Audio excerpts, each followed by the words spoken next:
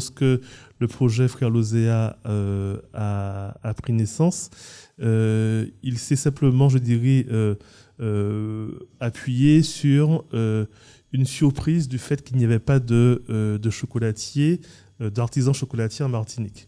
Une fois que ce constat a été fait, on s'est dit, bon, ben, on va se lancer en chocolaterie et sur une transformation simple de type de cuisine de chocolat importé. Rapidement, je dirais, le profil des Frères Lozéa a tout de suite développé cette frustration, disant, ben, d'accord, on fait un produit, un chocolat et des recettes qui s'appuient sur du produit martiniquais en partie, mais le cacao, on n'en trouve pas, on n'en trouve plus en Martinique. Qu'est-ce qui se passe? Donc à partir de ce, je dirais, de ce manque et de cette absence de matières premières, il a fallu effectivement mettre en place rapidement une réflexion et une dynamique autour du cacao de Martinique. Après un voyage à Cuba, où je voyais sur de nombreuses plantations de cacao à Cuba, Martinica y cacao. Donc partout à Cuba, Martinica et cacao, je dis mais pourquoi à Cuba ils parlent tant de Martinica et cacao alors qu'en Martinique il n'y a pas un cacaoyer qui fonctionne réellement, quoi. Donc de retour en Martinique, les intelligences se mettent en place. Je me rapproche du pôle agroalimentaire de la région de Martinique, le PARM, et le PARM met en place le projet, un projet en interne qui s'appelle Valcaco, qui avait à l'origine, je dirais, cette volonté de répertorier les différents cacaoyers qu'on trouvait encore en Martinique. L'histoire du cacao en Martinique, c'est que lorsque l'industrie sucrière s'est mise en place, les cacaoyers qui étaient en plaine ont été coupés au profit effectivement de la canne à sucre. Ensuite, quand la baleine est arrivée, les cacaos qui étaient sur les flancs, voilà, aussi ils ont été coupés. Il ne restait plus que les cacaos qui étaient dans les fonds. Alors, dans les fonds, canal des esclaves, vous allez trouver de belles cacaoyères, mais difficilement accessibles. Ensuite, on va peut-être trouver de belles cacaoyères sur la montagne du Vauclin. Donc, dans des endroits, je dirais, improbables aujourd'hui pour faire une véritable exploitation agricole autour du cacao. Donc, une fois qu'on a effectivement pu repérer toutes ces quelques cacaoyères ou reste de cacaoyères existantes, l'idée effectivement c'était d'évaluer ce patrimoine végétal et de dire, bon, avec ce patrimoine végétal, qu'est-ce que nous pouvons faire? La position a été de dire, surtout, on n'importe pas du patrimoine végétal venant de l'extérieur.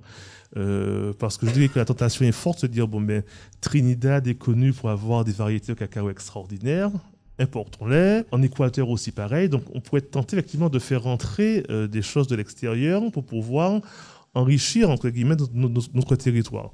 Mais cette position a été de dire non, on reprend ce qui existe, qui est adapté, et on le développe pour pouvoir effectivement donner du sens à ce que l'on fait et surtout ne pas prendre le risque d'importer des maladies et autres produits qui pourraient fragiliser la Martinique et ce que nous avons. Aujourd'hui, le projet Valcaco a donné naissance, il y a de ça maintenant 6 ans ou 7 ans, à l'association Valcaco, qui fédère aujourd'hui un peu plus de 40 agriculteurs qui travaillent autour du développement de ce nouveau projet vert. C'est cet or noir de la Caraïbe, comme on peut l'appeler, puisque le cacao est vraiment originaire du bassin caraïbéen. Et l'idée, effectivement, c'est de le développer. Alors, le développer comment?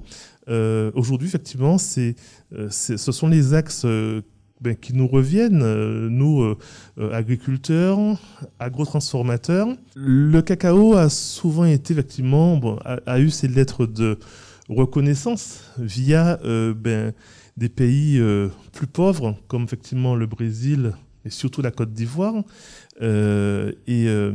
Aujourd'hui, un cours mondial du cacao à 3 € n'est pas supportable par des agriculteurs français, européens, ce que nous sommes. Ça fait la joie des multinationales, mais ça fait effectivement le malheur des agriculteurs. Frères Lozéa, on a décidé qu'effectivement, en dépit d'un cours mondial à 3 €, on achète le cacao des agriculteurs en Martinique à 20 € le kilo.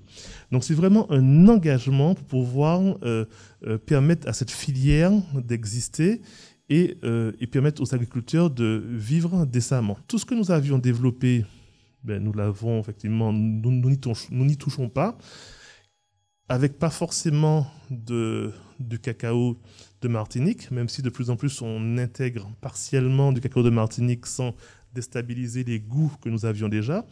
Mais toutes nos innovations aujourd'hui s'appuient sur le cacao de Martinique pour pouvoir permettre à la filière de grandir. Donc effectivement, à 20 € le kilo, les agriculteurs trouvent un intérêt, je dirais, à faire ce produit. Aujourd'hui, des maisons qui sont à la fois Rome et agricoles, comme par exemple JM qui a planté du cacao, comme HSE qui en a fait autant.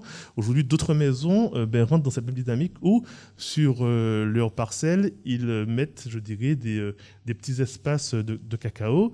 Et on voit aujourd'hui qu'il y a vraiment cette dynamique autour du produit parce que ce produit trouve un intérêt aussi financier pour certains. Donc, Frères Lozère, on est des passionnés. Donc, effectivement, là, on va dire que la partie finance, il faut qu'on l'intègre progressivement.